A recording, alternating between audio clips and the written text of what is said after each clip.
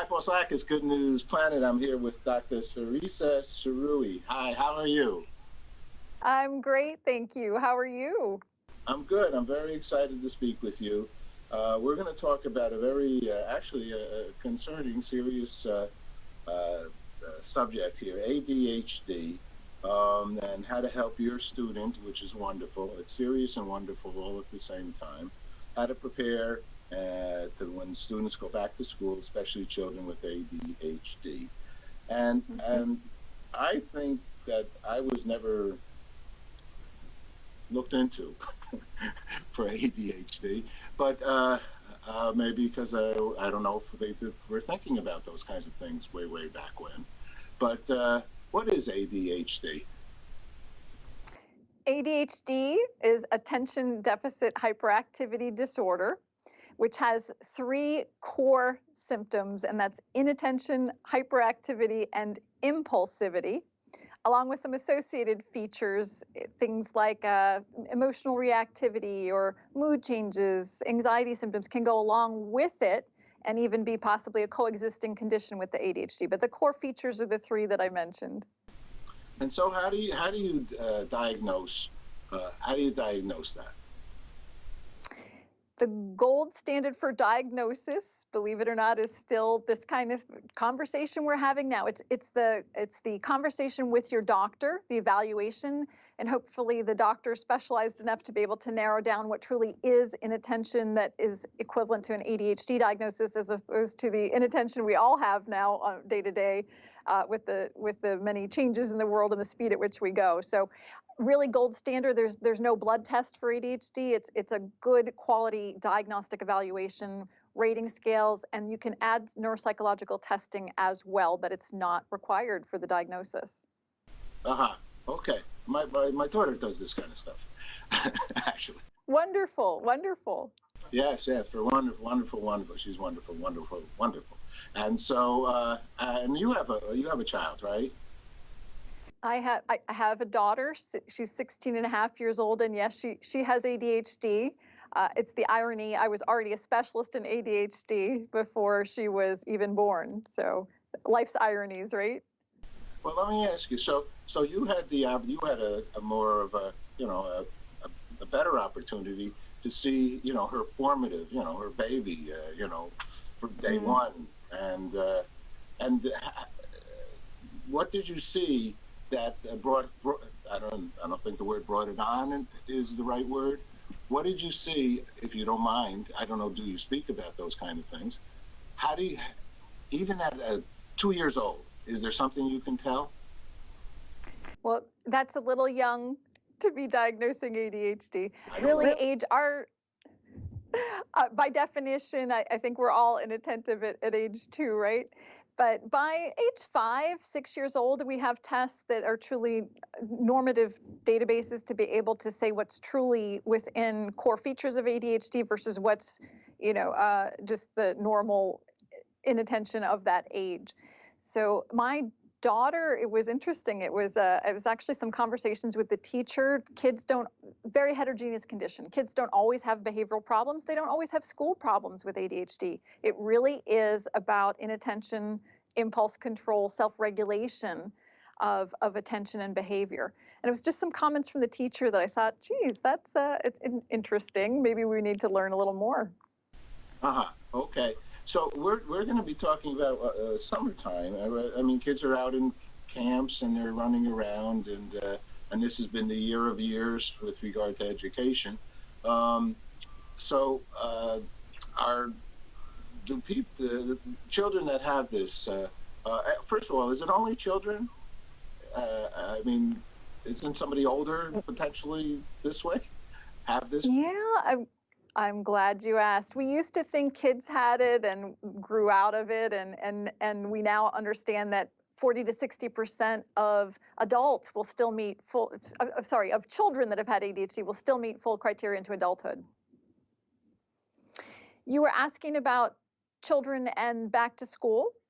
So I would certainly, this has been a year of all years with the pandemic, and I expect the back to school time to also be a bit of a transition. Kids that have ADHD have the additional complexities, being back in a classroom with 30 other children, lots of distractibility, even some social anxiety about being back in school in person. So helping kids through this transition, wonderful time in the summer. The other thing with ADHD, a lot of parents and even doctors will talk about medication vacations in the summer. So perhaps your child has been without treatment, which makes the transition even bumpier going back to school sometimes. I know my daughter and I have these conversations that ADHD doesn't end with the end of the school day, and it certainly doesn't end in the summertime. So there are real risks to discontinuing medications, actually, and think about what it's like on the soccer field or at summer camp, or even as my teenager is now learning to drive behind the wheel of a car. There's side effects and risks to not treating. Uh-huh. Yeah, I would imagine so. So, so how do you deal with that? Is there do you lessen? What are some of the things that people do to deal with this? What kind of medication? Yeah. What have we learned? So we've learned a lot in the 20 years I've been in the field. It's evolved. There are stimulant and non-stimulant medications to treat ADHD, and also certainly non-pharmacologic therapies that I recommend. Mentioned a little bit about stimulants. People are more familiar with those. The non-stimulants, there aren't as many. There is a new agent. I'm here on behalf of Supernus Pharmaceuticals to talk about qelbree as the newest agent. In fact, it's the first in 10 years new treatment we've had in the pharmacologic realm. It's a non-stimulant, non-abusable, non-controlled substance, which is, I think, important for parents to know these do exist. And side effects may be different from stimulants, so you want to watch for things like fatigue or sedation. Certainly talk to your doctor. There are, as I said, many options now compared to when I started in the field 20 years ago. Uh-huh. And this new FDA approved? It is certainly FDA approved, yes. And what does this do? It's a non-stimulant for ADHD. So it is indeed FDA approved based on the core features that we talked about: inattention, hyperactivity, and impulsivity. Ended up as separating in all of those areas, meaning that it's not just a treatment for one area of ADHD and not another, because some kids present more with just the daydreamy, inattentive symptoms, and some kids more with the behavioral hyperactive. Some kids in my office climbing over the chairs and taking apart my things on my desk. It's a lot of fun to work in this field. So very different, heterogeneous. Literally a child, and I don't know if I heard the answer to adults. We had a little technical, couldn't hear for a second. Well, I'm going to ask the adults thing. I mean, adults 50, 60, 70, 40, they have it as well, or they've had it when they were a child, or they never know they had it as a child, or at 72. Do I learn that I have it? Perhaps, because a lot of times the adults come through the door for the first time in their 50s, 60s, and yes, even 70s. Sometimes I get referrals within a family saying, could it be ADHD? And ADHD is a highly genetic condition. So chances are, if there's another family member that has been diagnosed, that you may also want to, even as an adult, go and talk to your doctor. So 40 to 60% of adolescents that have been diagnosed with ADHD will still meet full criteria into adulthood. And even those that don't meet full criteria often still have what we call functional impairments, meaning still areas they struggle with in terms of attention, organization, time management, even if they don't meet the full checklist, so to speak, of ADHD. They bring management people. I mean, in corporate America, they bring management people in all the time to help with those kind of things.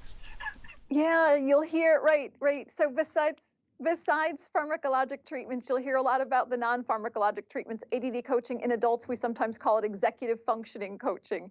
And I really, again, thinking about in an adult what this might look like, different for kids, it's in the classroom. For adults, it's in the workplace. How do we help people in terms of their productivity? There are websites, if you're interested to learn more about ADHD, chad.org. CHAD.org is children and adults with ADHD.org, CHAD.org. And the new medication I mentioned, because it's new and you want more information, qelbree.com, QELBREE.com. I look there. All right, thanks so much. I appreciate taking the time and speaking with us about the pharmaceutical companies do great work. They spend so much money on research, so much time, and the people that actually go and do those trials, I commend them. They're heroes. Thank you very much. Have a wonderful day. Thank you. You too as well.